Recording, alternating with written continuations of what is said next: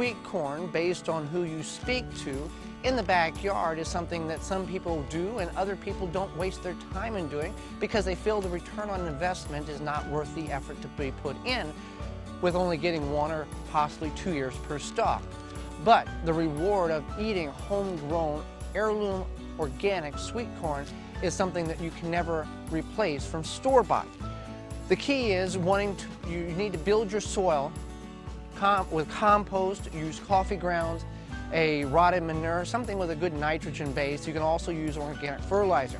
Corn takes a tremendous amount of nitrogen to grow. That's what we learned several years ago when we couldn't grow sweet corn very successfully. Then we started building the soil with organic matter, adding an organic fertilizer, and we were able to successfully grow sweet corn. Soil temperature is key in this. For many gardeners, we want to plant as early as we can, but if your soil temperature is not a minimum consistent or warmer, 55 degrees at 2 inches in depth, or 50 degrees Fahrenheit at 6 inches in depth, you're wasting your time. The corn will simply sit in the ground and rot. So we can do a couple things here in order to plant here. Corn requires to be planted in a block, not just a straight row like cucumbers or peppers or tomatoes. A block is required, such as here. This is 30 inches wide by 10 foot long, and the other bed over there that we'll be planting corn is 10 foot long by 4.5 foot wide. The block is required because corn pollinates from its tassels. It's air pollinated.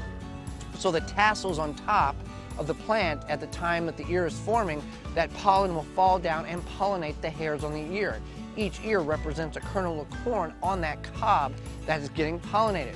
So if you don't have good soil and nutrients in that soil to feed the plant, your tassels will be small, your ears will even be smaller, and if you have it just in a straight row, the pollen from the tassels is very unlikely to pollinate the ears of corn, the hairs on the kernels, on the cob.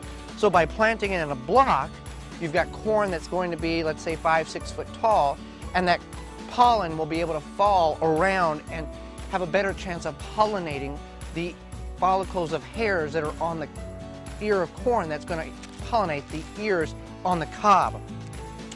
So by planting it, you want to plant them about 1.5 foot apart, rows, and at depths about 1 inch to 1.25 inches, based on the recommendations on the back of your seed planting, your seed packet. So by doing that, keeping warm soil, having good nutrient-dense soil, by doing this, your chances of growing sweet corn in your backyard garden will be much higher.